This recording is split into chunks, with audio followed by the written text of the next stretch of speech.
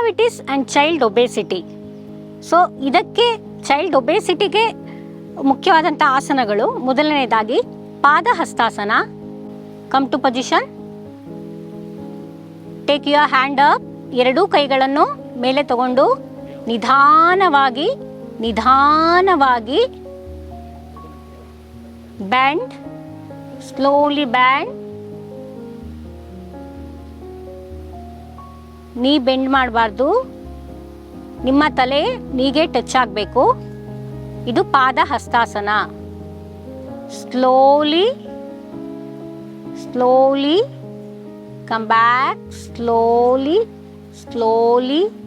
come back, come to position.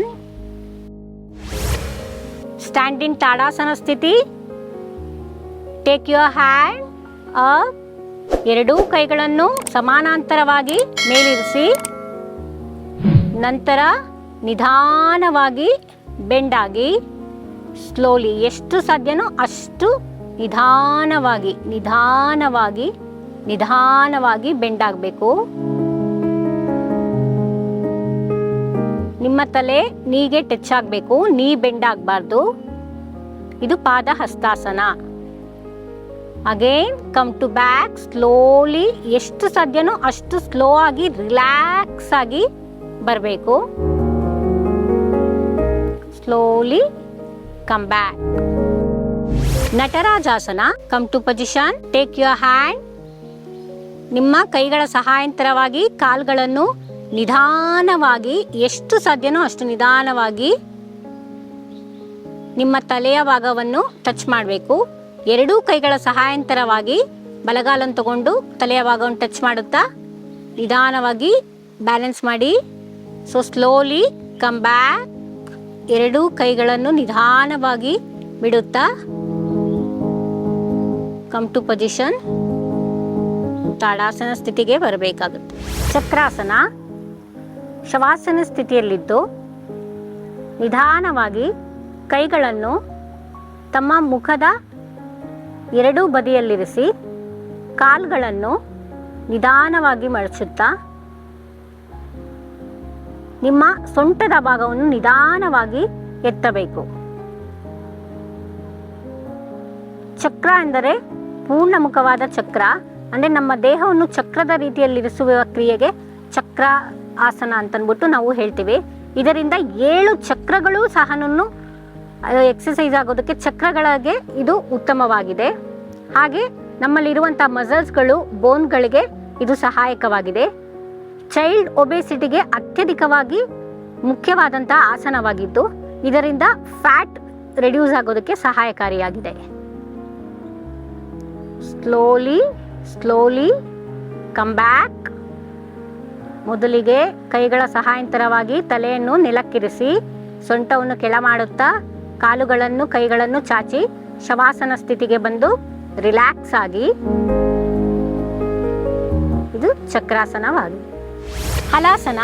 ಸುಫೈನ್ ಆಸನಗಳಲ್ಲಿ ಹಲಾಸನವೂ ಒಂದಾಗಿದೆ, ಅಂದರೆ ಬೆನ್ನಿನ ಸಹಾಯದಿಂದ ಮಾಡುವಂತಹ ಆಸನಗಳಾಗಿದೆ. ಚೈಲ್ಡ್ ಒಬೇಸಿಟಿಗೆ ಅತ್ಯಧಿಕವಾದಂತಹ ಒಂದು ಮುಖ್ಯವಾದ ಆಸನವಾಗಿದೆ. ನಿಧಾನವಾಗಿ ಎರಡೂ ಕಾಲುಗಳನ್ನು,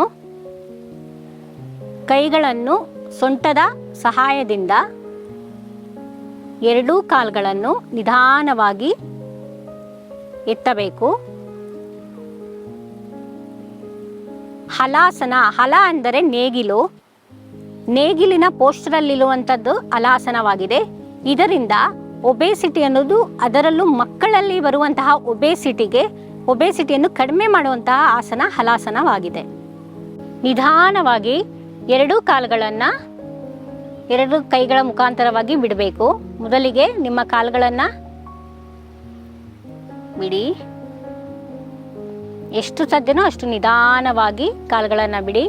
ಸಮಾಂತರವಾಗಿ ಶವಾಸನಕ್ಕೆ ಬನ್ನಿ. Get relax. ಸರ್ವಾಂಗಾಸನವು ಎಲ್ಲ ಆಸನಗಳ ಒಂದು ಮೂಲವಾಗಿದೆ. ಸೊ ಸರ್ವಾಂಗಾಸನವು ಒಂದು ಸುಫೈನ್ ಆಸನವಾಗಿದ್ದು ಚೈಲ್ಡ್ ಒಬೇಸಿಟಿಗೆ ಈ ಆಸನವು ಸಹ ಸಹಾಯಕಾರಿಯಾಗಿದೆ. ನಿಧಾನವಾಗಿ ಎರಡೂ ಕಾಲುಗಳನ್ನು ಎರಡೂ ಕೈಗಳ ಸಹಾಯದಿಂದ ಮೇಲ್ಮುಖ ಮಾಡಿ ಸೊಂಟದ ಭಾಗಕ್ಕೆ ನಿಮ್ಮ ಕೈಗಳನ್ನು ಆಧಾರವಾಗಿರಿಸಿ 90 ಡಿಗ್ರಿ ಎಲ್ ಶೇಪಲ್ಲಿ ಬರಬೇಕು. ಇದನ್ನು ಸರ್ವಾಂಗಾಸನ ಅಂತ ಹೇಳ್ತೀವಿ. ಇದು ನಮ್ಮ ಮಕ್ಕಳು ಮಾಡೋದ್ರಿಂದ ಬೋನ್ ಸ್ಟ್ರೆಂತ್ ಹಾಗೆ ಮಸಲ್ ಸ್ಟ್ರೆಂತ್ ಆಗಿ ಫ್ಯಾಟ್ ಕಡಿಮೆ ಆಗೋದಕ್ಕೆ ಇದು ಸಹಾಯಕಾರಿಯಾಗಿದೆ. ಮತ್ತು ಮಕ್ಕಳಲ್ಲಿ ಬರುವಂತಹ ಜೀರ್ಣಕ್ರಿಯೆ ಸಮಸ್ಯೆಗಳಿಗೂ ಇದು ಸಹಾಯಕಾರಿಯಾಗಿದೆ. ಹೆಚ್ಚು ತಲೆನೋವಾಗಿರ್ಬೋದು ಮತ್ತು ಬೆನ್ನಿನ ನೋವುಗೂ ಇದು ಸಹಾಯಕಾರಿಯಾಗಿದೆ.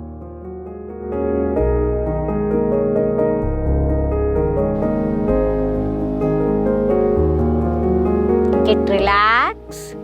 Slowly bend your legs. ನಿಧಾನವಾಗಿ ನಿಮ್ಮ ಕಾಲುಗಳನ್ನು ಬೆಂಡ್ ಮಾಡ್ಕೊಂತ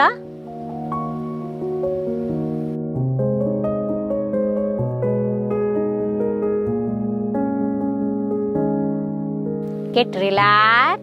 Come to ಶವಾಸನ. ಶವಾಸನ ಪೊಸಿಷನ್ಗೆ ಬಂದು ರಿಲ್ಯಾಕ್ಸ್ ಆಗಬೇಕು.